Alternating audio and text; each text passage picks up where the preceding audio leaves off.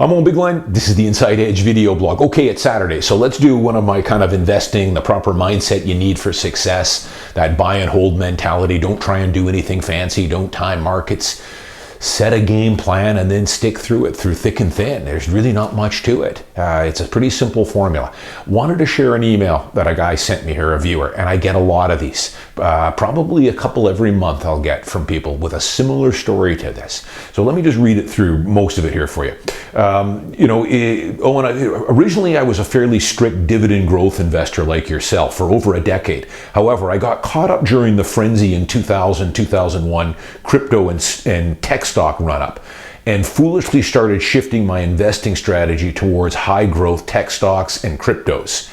Now I've been suffering tremendous losses.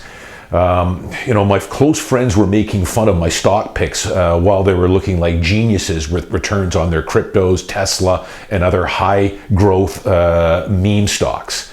A lot of YouTubers were calling for the death of value investing, which only, compounded his doubt in, good stay-at-home dividend-paying stock.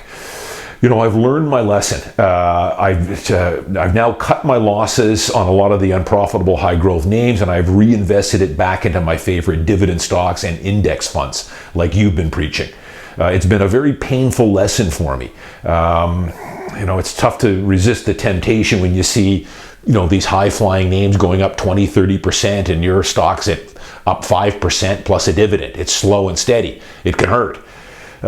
Besides stocks, I'm also starting to get curious about real estate speculating, investing side of things, such as the BRRRR method. I'm not too familiar with that one. I think it's kind of a buy with no money down, as many doors as you can. Multifamily rental commercial investing. Optimizing using the Smith maneuver strategy. Okay, yes, I'll talk about it in a minute. In short, what is your secret to avoiding and dealing with FOMO, fear of missing out, especially when dealing with underperformance of your stock portfolio and or your condo investments that have been outperformed by detached properties in the suburbs, etc.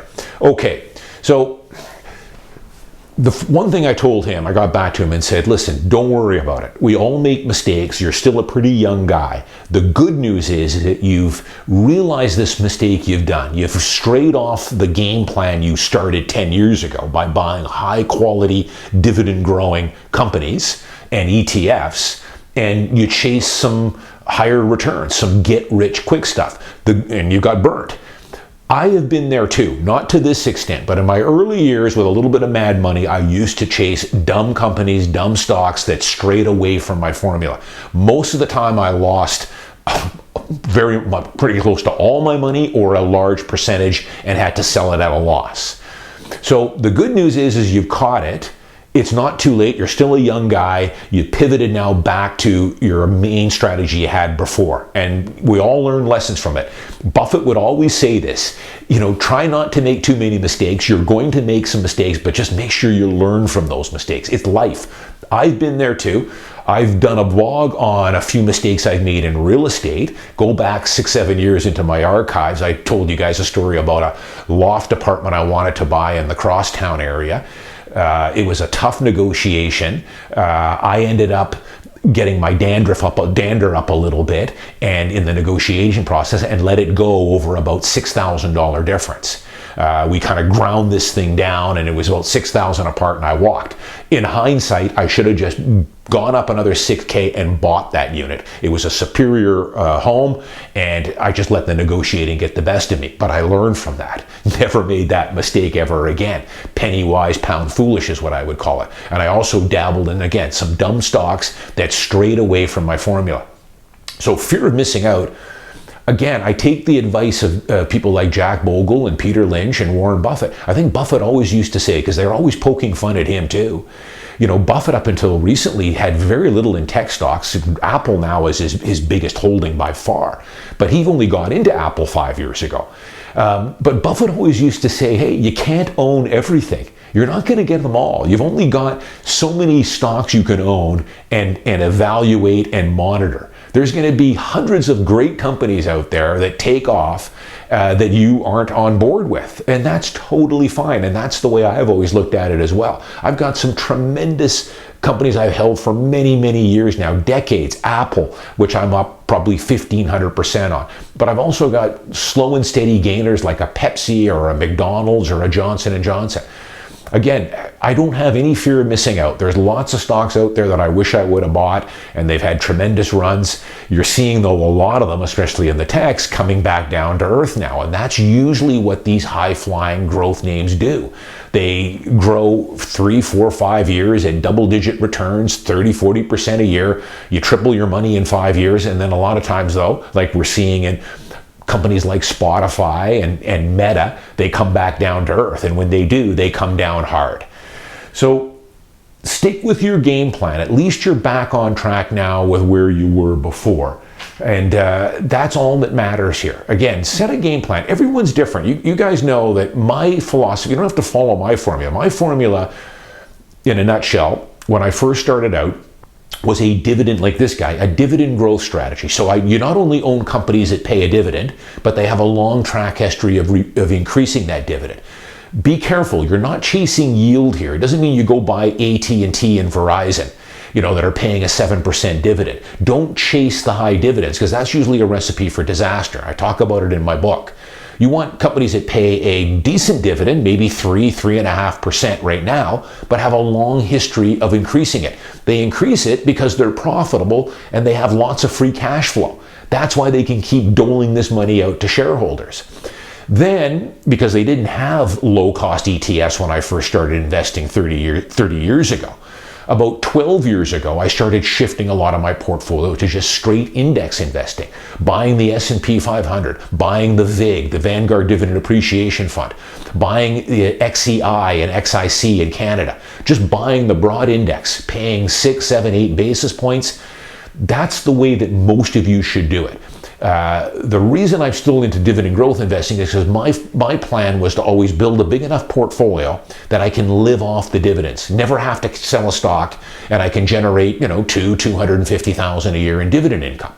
And that's what you'll get. You'll get a little bit better yield by owning the Bell Canadas and the Enbridges and the Canadian banks, as opposed to the S&P 500, which is only paying about 1.6% dividend right now. But for every dollar I put in now, 50 cents goes into the indexes, 50 cents goes into an individual high quality name. But you have to set that game plan and stick with it. Forget about fear of missing out. As far as development, real estate goes, I've owned everything. I've owned several detached homes, townhomes, lots of condos. The majority of my investment portfolio right now is in condos. I'm fine that detached has outpaced what condos have. That isn't always the case. There's many years where condos have outperformed detached.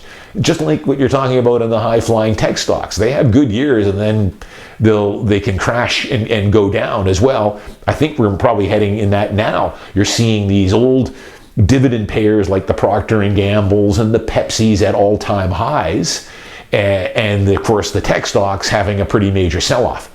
That said, I keep a balanced portfolio. I do own tech, as I told him, but I own high-quality tech. Apple makes up the biggest percentage of my tech holdings by far. One of the reasons is because it's gone up so much. It's an overweight position for me. But I also own a fair bit of Google. I own a fair bit in Amazon, and I own some Meta, which has been devastated here. But I'm hanging on to it.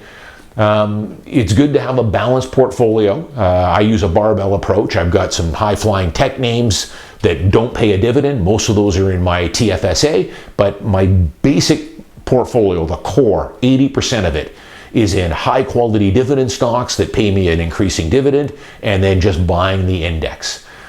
I'm going to give you guys some more book reviews later on. I got some really good books lately from Amazon. You guys know I go in there and I buy books used, $7, $8, $10, free shipping. I've got a couple of books I'm reading right now that are really excellent. Once I finish reading it, probably a little later this fall, I'll give you guys a review on this book, and I'm going to recommend it to you guys for sure. So that's it in a nutshell. This guy, he strayed. The last thing I'll just leave you guys with.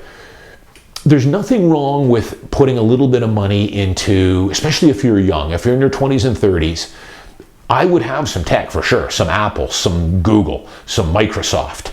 some Nvidia or AMD.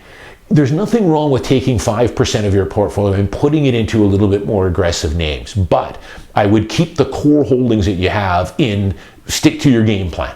And that would be just index invest, buy the broad index, and maybe some high quality dividend growers or dividend funds that will appreciate over time.